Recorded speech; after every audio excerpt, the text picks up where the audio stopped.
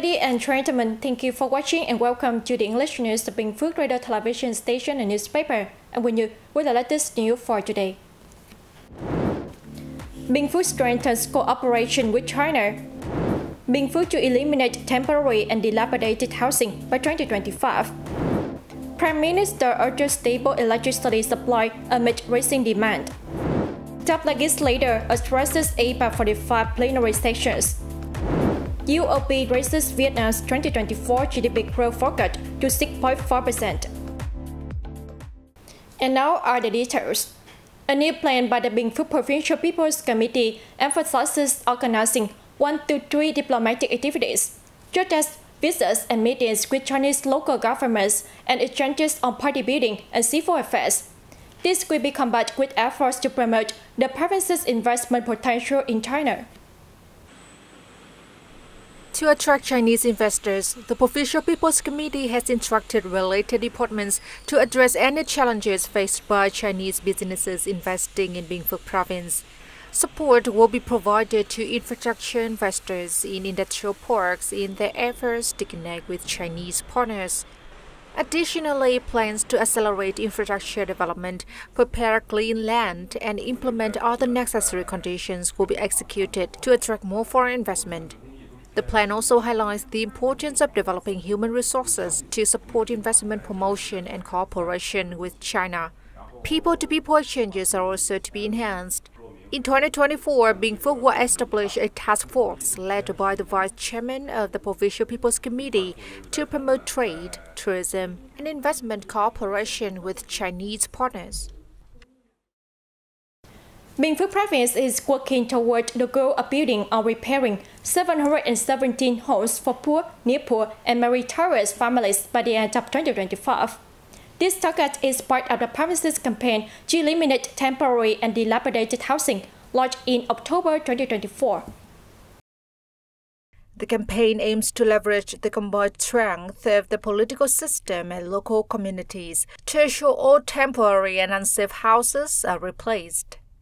The initiative focuses on families affected by poverty, climate change, and natural disasters, as well as families of those who contributed to the country's development.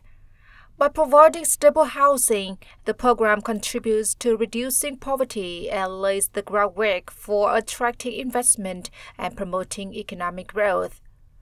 This campaign reflects the dedication of the provincial authorities, the Fatherland Front, and other social organizations to help those in need and encouraging them to strive for better lives. Introducing books to young children at an early age helps them quickly develop a love for reading. The creation of preschool libraries in Binh Phuoc is seen as an important step in this process. Preschool libraries are designed differently from those for older students. Books are displayed and decorated in colorful, engaging ways to spark children's curiosity. In addition to looking at books, children are treated to storytelling sessions, often enhanced by puppet shows and other theatrical elements, making the content more memorable. A 30-minute weekly session is an ideal time for children to explore books at school. These libraries not only help children learn, but also foster creativity and intellectual growth through hands-on activities. For young learners, this is an important step toward developing a lifelong love for reading and learning.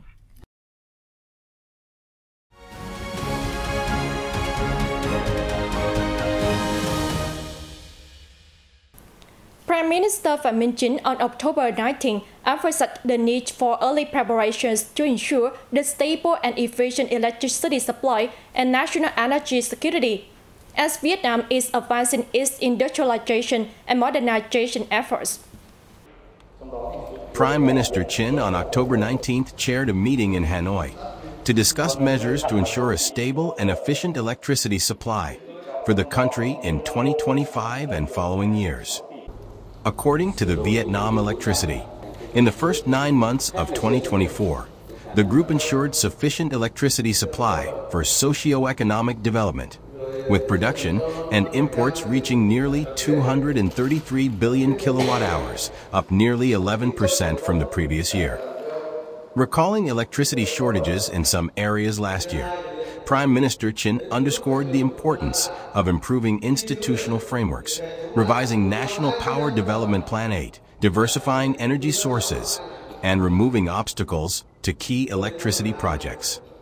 As Vietnam aims for around 7% economic growth in 2024 and higher in subsequent years, electricity demand for production, business, and consumption is expected to grow by at least 10%, he said.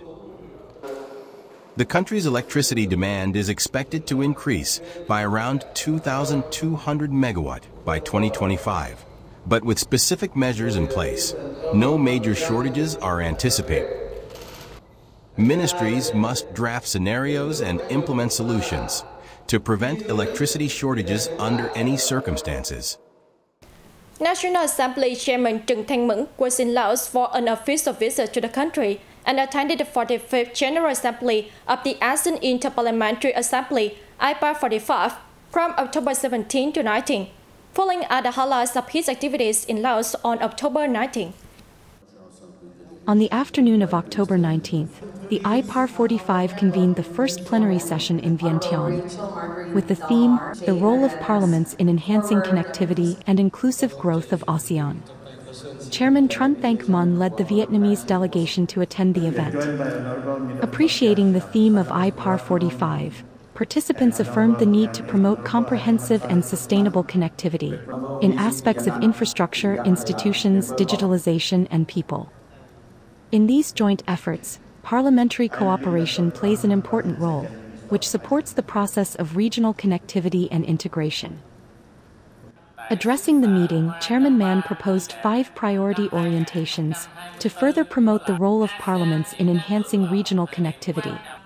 According to the Vietnamese top legislator, IPAR needs to make more efforts with ASEAN to strengthen solidarity, cooperation, and unity in diversity, and uphold the spirit of independence, self-reliance, and strategic autonomy of ASEAN.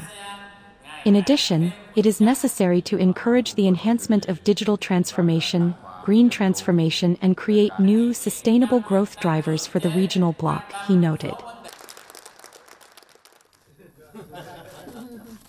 On the same day, National Assembly Chairman Man received some heads of parliamentary delegations attending IPAR 45. Receiving Speaker of the Singaporean Parliament, Say Kien Peng, Chairman Man thanked the Singaporean government and people for their timely support given to Vietnam after the devastating Super Typhoon Yagi. He suggested that the two sides continue to promote cooperation in all aspects.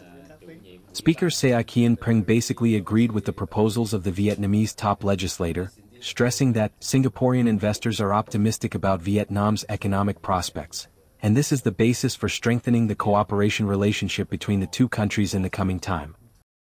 Singapore-based United Overseas Bank, or UOB, has revised its GDP growth forecast for Vietnam by 0.5 percentage points to 6.5% this year, from the previous projection of 5.9%.